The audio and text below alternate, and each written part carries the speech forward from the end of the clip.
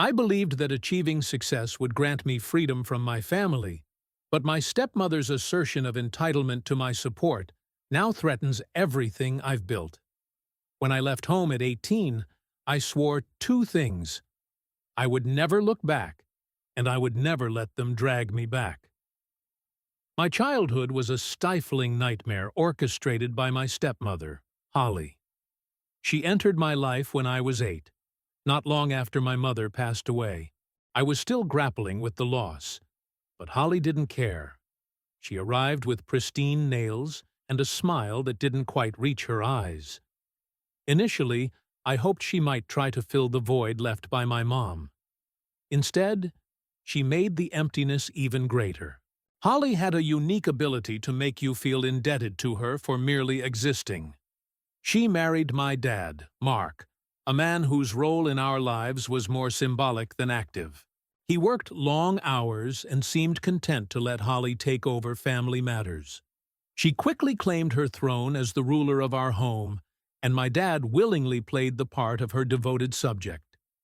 For years, I endured her sharp comments and unrelenting expectations for me to improve, even when I was breaking my back to meet her standards. After graduating high school, I didn't wait for the ceremony. I packed up and left. Now, at 28, I've built a stable life with a successful career in tech, a great apartment, and a supportive girlfriend, Olivia. My life isn't flawless, but it's mine, and that has always been enough. At least, it was until Holly called last week. I didn't recognize the number and let it go to voicemail. When I listened, her overly sweet voice cut through the static. "Jason, sweetheart, it's been too long. We need to talk. Call me back as soon as you can. It's important." Something in her tone unsettled me. It wasn't the usual fake kindness or condescension. It was calculated. Against my better judgment, I returned her call. "Jason!" Holly chirped, her voice bright as if she'd been waiting for me to call. "I was worried you'd forgotten about your family." "What do you want, Holly?" I didn't bother with pleasantries. She'd long ago taught me they were a waste of time with her. She paused, then let out a dramatic sigh, as though I'd already let her down. "It's about your father. He's been under a lot of stress lately. Financial stress," I asked, though I already suspected the answer. "Well, we've been discussing how wonderful it would be if you could contribute, as part of the family." The word family hit me like a slap. Holly had never treated me like family. She spent years making sure I felt like an outsider. Now, she wanted to claim me as one of her own. "I'm not giving you money, Holly." Her tone shifted, growing colder. "This isn't about me. It's about your father. He's done so much for you." "Stop," I interrupted. "He hasn't done anything for me. Neither have you." I heard her sharp intake of breath. "That's uncalled for. You're forgetting your responsibilities. Your success didn't happen in a vacuum, Jason. We supported you." "You didn't support me," I snapped. "You tolerated me." Silence filled the line until Holly spoke again, her voice low and venomous. "You'll regret saying that. Mark my words." She hung up before I could respond. I thought that was the end of it, but Holly wasn't one to give up so easily. The next day, my half-sister Maya called. We weren't close. Holly had used her as a tool to control me when we were younger. Maya was always the obedient one, the good child. She was only 6 when I left, and I felt guilty for not keeping in touch. But when her name lit up my phone, I hesitated. This couldn't be good. "Hey, Jason," Maya said softly, her voice timid. "I'm sorry to bother you." "It's fine," I replied. "What's going on?" "It's about Mom," she started, then quickly corrected herself. "I mean, Holly." "Of course it was about Holly. She's really upset," Maya continued. "She says you're refusing to help Dad, and it's causing problems here." "Maya," I said, keeping my tone steady, "what exactly did she tell you?" After a pause, Maya sighed. She said you owe it to the family to help out. That Dad supported you through college, and now it's your turn to support them. The lie hit me like a punch. Mark hadn't paid for my college. I had. I worked nights, took out loans, and fought my way through 4 years. The thought of Holly rewriting history to make me seem ungrateful infuriated me. That's not true, I said firmly. Maya, I don't know what Holly told you, but Dad didn't pay for my education. Everything I have, I earned myself. I know, Maya whispered. I know you worked hard. But she's convinced Dad that you're supposed to help. He's not saying anything, but I can tell he's conflicted. Why are you telling me this? I asked.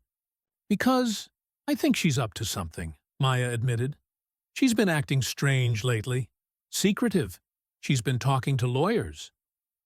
The word sent a chill down my spine. Lawyers? What is she planning? I think you should talk to Dad before it's too late, Maya said hesitantly. Too late for what? I had no idea, but dread settled over me. That evening, I replayed our conversation, trying to piece together what Holly could be scheming. She was a master manipulator, never acting without careful preparation. The next morning, I decided to take Maya's advice and call my dad. I hadn't spoken to Mark in years. He never reached out after I left, and I stopped expecting him to. Holly had become his entire world, and I was a reminder of the past he wanted to forget. It took 3 tries before he answered. Jason, he greeted gruffly, his voice sounding like he'd just woken up, even though it was nearly noon. Yeah, it's me, I replied, unsure of how to begin. Maya informed me that Holly had been consulting lawyers. What's going on? I asked. There was a long silence, and for a moment, I thought he might hang up. Finally, he sighed. Son, this isn't something I wanted to discuss over the phone. That's not an answer, I said, already feeling my patience slipping. It's complicated, he mumbled. Try me, I pressed. After another long pause, he finally admitted, Holly thinks you owe us, and she's been exploring ways to make that official. What does that even mean? I asked, though I already suspected the truth. She's arguing that since you're successful, you're obligated to help the family, he explained, his words coming out in a rush like they were too bitter to hold on to. She's consulted a few lawyers about filing for familial support. The floor felt like it had dropped out beneath me. Familial support? That's not even a real thing. It is, he replied reluctantly. In some states, there are laws allowing parents to seek financial support from their adult children if they're struggling. You can't be serious, I said, my voice rising. You're not struggling, Dad. You're just letting her manipulate you again. It's not that simple, he said weakly. Yes, it is, I snapped. She's using you as an excuse to come after me, and you're letting her. Why don't you care about how this could ruin me? I didn't ask her to do this, he said defensively. I don't want your money, Jason. But Holly, she doesn't let things go. I laughed bitterly. Yeah, I know. I lived with her, remember? I'm sorry, he said, and for the first time, it sounded genuine. I don't know how to stop her. You could try saying no, I replied, but I knew it was useless. Mark had never stood up to Holly before, and he wasn't about to start now. After hanging up, I immediately called Maya. She answered on the first ring. Jason, she said, her voice tight with worry. Dad told me what Holly's planning, I said. Do you know if she's actually filed anything yet? I don't think so, Maya replied. She's been working with some lawyer named Carter, but I'm not sure how far along they are. Do you know where she keeps her paperwork? I asked. There was a pause. Why? Because if she's serious about this, I need to know what I'm dealing with. Maya hesitated. Jason, I don't think you should get involved. I already am, I said firmly. She made sure of that. Maya sighed. She keeps most of her documents in the office downstairs. There's a locked drawer in her desk. I've seen her put papers in there before. Can you get into it? I asked. Jason, please, I said. If she files this, it could destroy me. I need to know what she's planning. There was a long silence before Maya finally said, I'll see what I can do. A few hours later, she called back. I found something, she said, her voice shaky. There's a folder with your name on it. What's in it? I asked, my heart racing. There's a lot, she said. Old bills, records from when you were in high school, even some of your college loan paperwork. She's highlighted anything that makes it look like Dad supported you financially. But there's more, Jason. She's been telling people you promised to take care of us once you made it big. What? I exclaimed, my voice catching in my throat. That's a lie. I never said anything like that. I know, Maya said, but she's been using these documents to convince people you owe us. A cold knot of anger twisted in my stomach. Holly wasn't just targeting me. She was crafting a narrative, twisting the truth to make herself the victim, and me the villain. Can you send me pictures of everything? I asked. Jason, if she finds out— She won't, I interrupted. Just send me what you've got. Minutes later, my phone buzzed with a series of photos. As I scrolled through them, my anger deepened. Holly had pieced together a web of lies, using half-truths and out-of-context documents to portray me as an ungrateful son who'd abandoned his struggling family. It was disgusting. I forwarded the images to Ryan, my best friend since middle school. He had been by my side through everything, the fights, my escape, and rebuilding my life. If anyone could help me figure this out, it was him. Holly's latest scheme, I replied. This is insane, he said. She's trying to rewrite your entire life. Yeah, I said. And if she files this familial support claim, she might actually pull it off. You need a lawyer, Ryan said. I don't even know where to start, I admitted. I'll ask around, he said. In the meantime, keep documenting everything. If this goes to court, you'll need proof that she's lying. Thanks, man, I said. Don't thank me yet, he warned. This is going to get ugly. He was right. Over the next few days, Holly's campaign against me escalated. She started calling mutual friends and distant relatives, spreading lies about how I had abandoned my family in their time of need. One even called Olivia, asking if she knew how selfish I had become. Jason, this is getting out of hand, Olivia said after the call. She's making you look like a monster. I know, I said, running a hand through my hair. I just don't know how to stop her. Maybe it's time to fight fire with fire, she suggested. If she's dragging your name through the mud, maybe people need to know the truth about her. I thought about it, but the idea of stooping to Holly's level didn't sit well with me. I don't know, I said. I just want this to be over. It won't be over until you make it over, Olivia said firmly. She was right. Holly wouldn't stop until she got what she wanted, or until I found a way to stop her. But how do you fight someone who's spent their life mastering manipulation? I didn't have the answer, but I knew one thing. I wasn't going to let her destroy everything I'd worked for. Not without a fight. The following days were a whirlwind of stress and planning. Ryan came through, connecting me with a lawyer named Chris, who specialized in family law. When I showed Chris the photos Maya had sent, his eyebrows shot up. This is elaborate, Chris said, as he flipped through the printed copies. But it's not foolproof. Most of these documents are circumstantial. She's counting on the court believing her story. Is that likely? I asked, my stomach twisting. It depends, Chris said.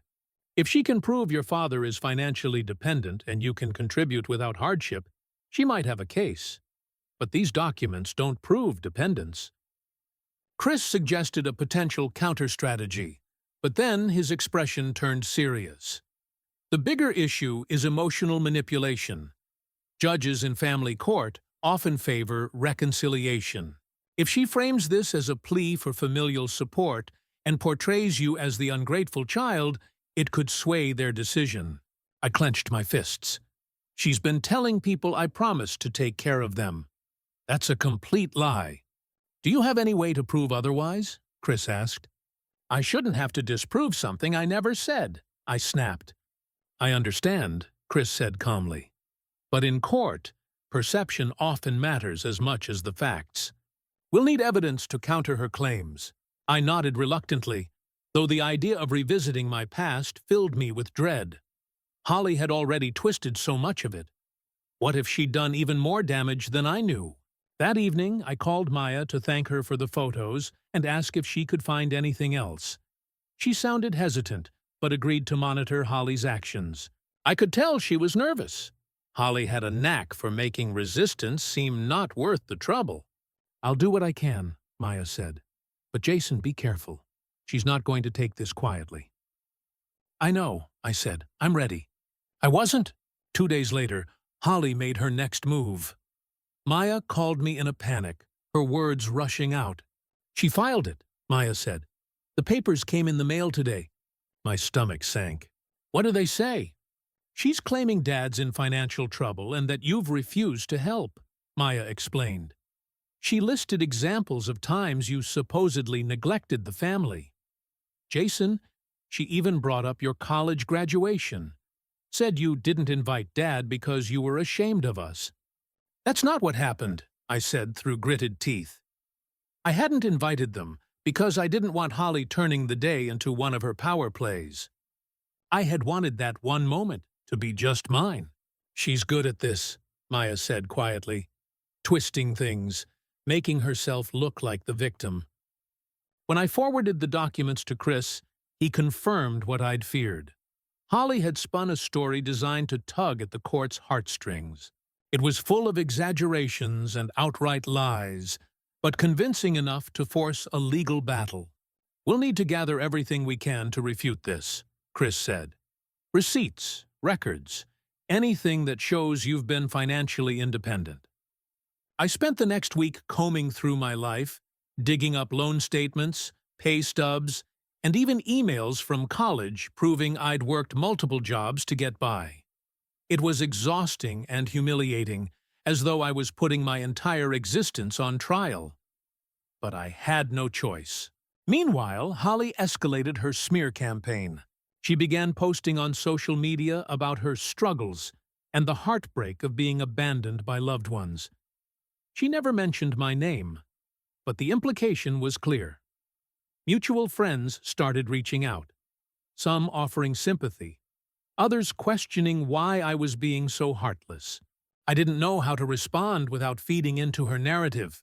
Olivia did her best to keep me grounded, but even she was starting to feel the strain. This is insane, she said one evening as we scrolled through Holly's latest post.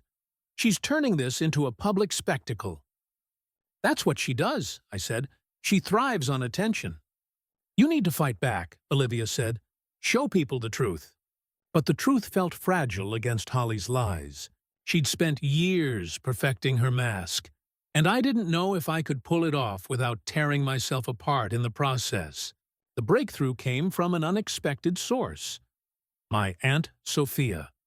She called out of the blue, her voice sharp and no-nonsense, just as I remembered. I saw Holly's little show, Sophia said. I thought you might need backup. Sophia, my mom's younger sister, had been the only one to challenge Holly after my mom died, but her bluntness made her a target, and Holly had driven a wedge between her and my dad years ago. I'm not sure what you can do, I admitted. She's already dragged the courts into this. That woman's been sinking her claws into this family for years, Sophia said. But she's not as clever as she thinks. She's made mistakes. What do you mean? I asked. Your mom left you something, Sophia said. A trust fund. Holly got her hands on it after the funeral. She used it to pay off her own debts and made it look like the money went to household expenses. I felt like I'd been punched. Why didn't anyone tell me? She made sure you wouldn't find out, Sophia said. But I kept records. If you're ready to fight her, this is your smoking gun. My mind raced. If Holly had stolen money from my mom's estate, it could destroy her case in court. But it also meant confronting a past I'd spent years trying to leave behind. "I'll send you everything I have," Sophia said. "Promise me you'll use it." "I will," I said, though the weight of that promise felt like a boulder on my chest. When the file arrived, it was stuffed into a worn folder overflowing with documents and handwritten notes. It felt like a time capsule of my family's darkest secrets. Sitting at the kitchen table, Olivia by my side, I began sorting through the papers. It didn't take long to find it, a copy of my mom's will, clearly stating that the trust fund was intended for me. It wasn't a fortune, but it was enough to pay for college and give me a head start. But below that were bank statements showing the account had been emptied within months of my mom's passing. "It's all here," Olivia said, pointing to a highlighted line on one statement. "Withdrawals for household expenses. That's Holly, isn't it?" "It has to be," I said, my voice tight with anger. Dad wouldn't have touched this. He probably didn't even know it existed. The more I read, the clearer it became. Holly had drained the trust, funneling the money into her accounts and covering it up as necessary expenses. She had used my mom's death to enrich herself, and now she was trying to ruin me, too. "This changes everything," Olivia said.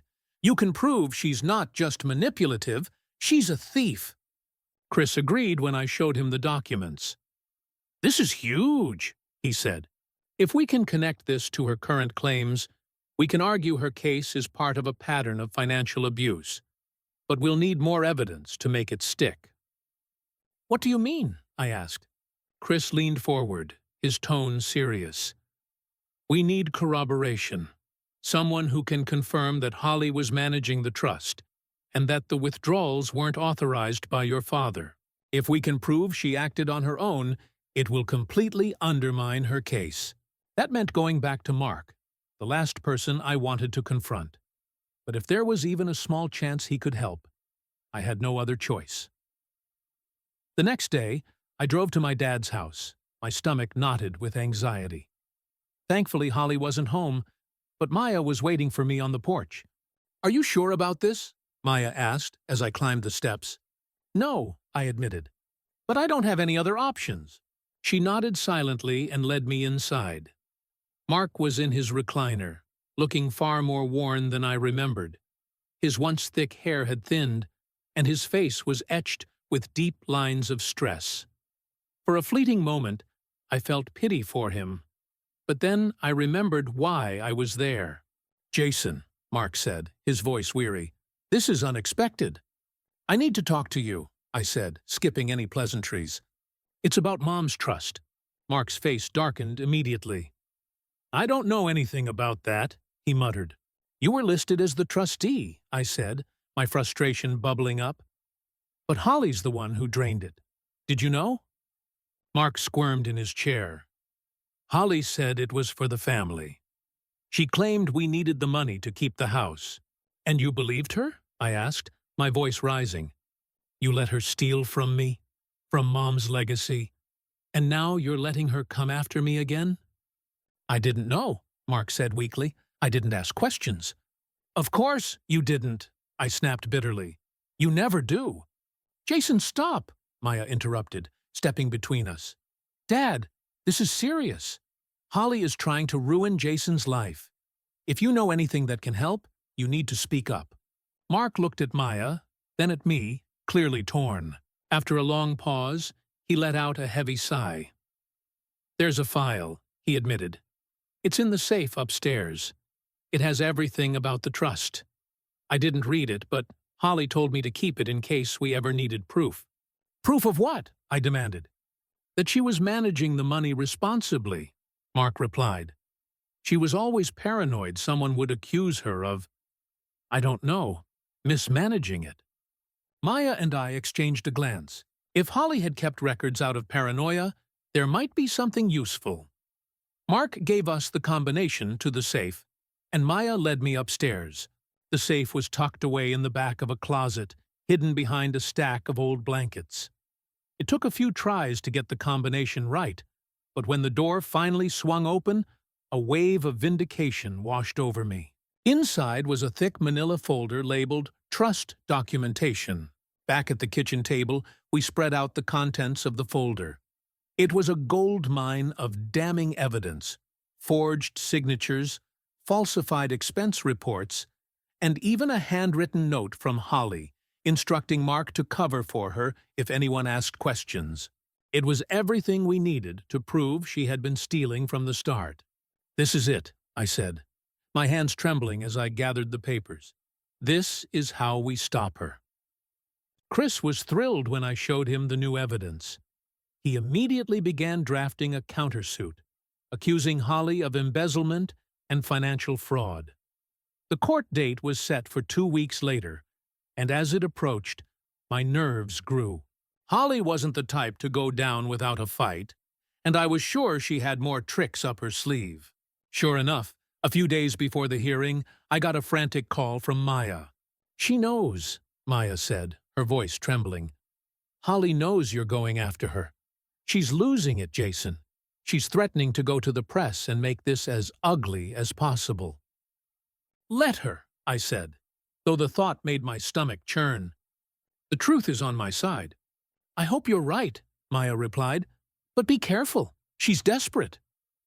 Desperate didn't even begin to cover it. The night before the hearing, Holly called me. I almost ignored it, but something told me to pick up. "Jason," she said, her voice dripping with artificial sweetness, "I think we've both let this get out of hand." "Cut the act, Holly," I said coldly. "What do you want?" "I want to settle," she said. "Privately. Let's spare the family any more humiliation." I laughed bitterly. "You mean spare yourself? This doesn't have to get messy," she said, her tone hardening. "I'll drop the claim if you agree to a reasonable arrangement." "No," I said firmly. "You're not getting a cent from me." "You'll regret this," Holly hissed. "I'll make sure of it." "Do your worst," I replied, hanging up. The courtroom was tense, the air thick with anticipation. Holly was there, polished as ever, but the cracks in her facade were visible. When Chris presented the evidence, her composure crumbled. The forged documents, financial inconsistencies, and theft from my mom's trust were all laid bare. By the time the judge dismissed her claim and referred her for further investigation, Holly looked like she'd aged a decade.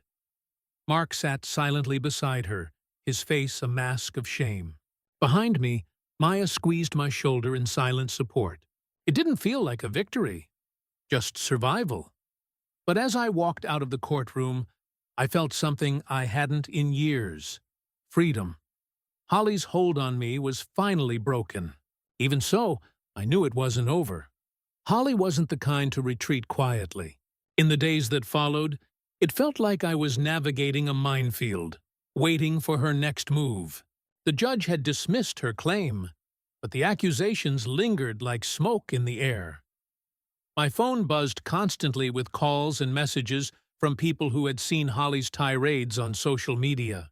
She avoided mentioning the court case, probably because admitting defeat wasn't in her nature, but she continued to play the victim, portraying me as the cold-hearted son who had abandoned his family. Some people believed her narrative, others didn't. Regardless, the damage was already done. A week after the hearing, Maya called me again. This time, her voice was calmer, though there was a note of hesitation. "She's gone," Maya said. "What do you mean, gone?" I asked, my heart skipping a beat. "Holly packed her things and left," Maya explained. "She told Dad she needed time to think. But, Jason, I think she knows it's over. She lost." Her words hung heavy in the air, filled with an unfamiliar sense of finality. Holly had built her entire existence around controlling others: my dad, Maya, and me. With her lies exposed, she had nothing left to hold on to. "How's Dad handling it?" I asked, unsure if I truly cared about the answer. "He's quiet," Maya said. "I think he's finally starting to see her for who she really is." "Good," I replied, surprised by the bitterness in my voice. "It's about time." Maya hesitated before asking, "What about you? Are you okay?" "Yeah," I lied. "I'm fine." The truth was, I wasn't fine. Winning the legal battle felt hollow. The scars Holly had left on my life ran deeper than I'd realized. Every time I tried to focus on work or relax with Olivia, her voice echoed in my head. "You'll regret this. I'll make sure of it." It wasn't just the threats that haunted me. It was the years of manipulation, the lies, and the toxic web she had woven around my family. For so long, I had told myself I had escaped her, that my success had set me free. But the truth was, I had been running, and Holly had been chasing me the entire time. One evening, Olivia found me sitting on the couch, staring blankly at the TV. She sat beside me and took my hand. "Jason," she said softly, "you don't have to keep carrying this." "I don't know how to let it go," I admitted. "Then let's figure it out together," she said. The next morning, I called Sophia. I hadn't spoken to her since the court case, and I owed her more than I could ever repay. "Jason," she said, sounding surprised, "how are you holding up?" "I'm managing," I replied. "I just wanted to thank you. I couldn't have done this without you." "Don't thank me," she said firmly. "I did it for your mom. She'd be so proud of you, Jason." Her words hit harder than I expected. My mom had been gone for so long, and I'd spent years trying to live up to what I thought she would have wanted for me. Hearing that she might actually be proud felt like a balm on an old wound. "Sophia," I said hesitantly, "what do I do now? How do I move on from this?" "You start by letting go of the anger," she said. "Holly doesn't deserve to live rent-free in your head. She's already taken too much from you." "I don't know if I can forgive her," I admitted. "Forgiveness isn't for her," Sophia replied. "It's for you." Letting go turned out to be harder than I'd imagined. Over the next few months, I poured my energy into work, therapy, and rebuilding relationships with the people who truly mattered. Maya and I grew closer, bonding over our shared experiences and mutual determination to move past the chaos Holly had sown in our lives. Mark, however, was a different story. He called me a few times, his voice heavy with regret. But I couldn't bring myself to meet him halfway. Maybe one day I would, but not yet. As for Holly, she stayed gone. Maya occasionally received cryptic emails from her about starting over and finding peace, but she never reached out to me directly. Part of me felt relieved, while another part of me waited for the other shoe to drop. 6 months after the court case, Olivia and I rented a small cabin by the coast. For the first time in years, I felt like I could truly breathe. One evening, as we sat by the water watching the sun dip below the horizon, Olivia turned to me with a gentle smile. "You did it," she said. "Did what?" I asked. "You broke free," she said. "From her, from the past. You're finally free." Her words settled over me slowly, like the warmth of the setting sun. For so long, I had defined myself by what I was running from. Holly, my childhood, the toxic family dynamics that had shaped me. But now, for the first time, I realized I could define myself by something else. The life I was building, the people I loved, and the future I was creating. I reached for Olivia's hand, holding it tightly. "Yeah," I said, the weight of the words sinking in. "I think I am." The chains were broken, and for the first time in what felt like forever, I felt whole.